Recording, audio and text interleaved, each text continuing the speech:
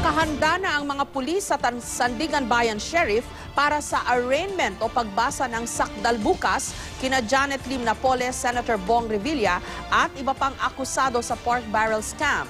Samantala, nakapagsumite na ang 3 akusadong senador ng kanilang mga komento sa Korte Suprema para tutunan ang hiling ng ombudsman na bumuo ng special divisions para tumutok sa kanilang kaso.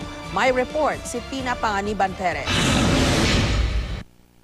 Para sa arraignment bukas kina Senator Bong Revilla, Janet Lim Napoles at iba pang akusado sa pork barrel scam, kanina pa lang naghigpit na ng seguridad sa Sandigan Bayan. 2 security personnel ng Korte Suprema ang nakipagpulong kay Sandigan Bayan Acting Sheriff Albert de la Cruz. 8 taga-Korte Suprema raw ang magsisilbing augmentation force sa loob ng courtroom.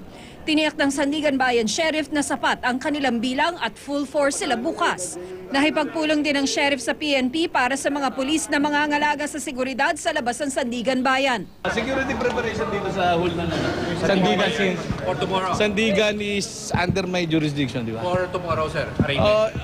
Even today, hanggang sa mga susunod na araw. Magdaragdag ba ng pulis? Hindi naman. Ang PNP rin ang magbibigay seguridad kay Revilla kapag ibinyahin na siya mula sa PNP Custodial Center. Nakalatag din ang iba't ibang unit ng pulisya sa mga daraanan ni Revilla. May mga pulis ding maghahatid kay Napoles mula sa detention center sa Fort Santo Domingo sa Santa Rosa, Laguna, patungong Sandigan Bayan. Tutulong din daw ang PNP Highway Patrol Group. Kahanda na po ang lahat, pinaprepare ng lahat ng security. So tomorrow, makikita nyo yung kung sinong dapat humarap ay nandoon. Samantala, muling ipinagpaliban ng Korte Suprema ang pagpapalabas ng desisyon sa hiling ng Ombudsman na bumuo ng hindi bababa sa 2 special division sa Sandigan Bayan para matutukan ang mga kasong isinampa kina Senador Juan Ponce Enrile, Jinggoy Estrada, Bong Revilla, Janet Lim Napoles at iba pa. Hihintayin daw muna ang komento ng lahat ng respondents sa kaso. Sa ngayon, nasa 11 pa lang ang nakakapagsumite ng komento. Kabilang na riyan ang 3 akusadong senador na pawang tumututol sa hiling ng ombudsman. Sa pahayag ni Senador Jinggoy Estrada, sinabi niyang meron namang kakayahan ng mga nakatalagang division na humawak sa kanilang mga kaso. Paglabag din daw ito sa Equal Protection Clause.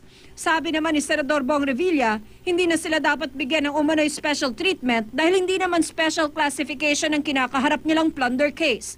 Si Senador Juan Ponce Enrile, naniniwalang paglabag ang pagbuo ng Special Division sa pagiging impartial at independent ng mga mahistrado ng Sandigan Bayan. Tina Panganiban Perez, GMA News.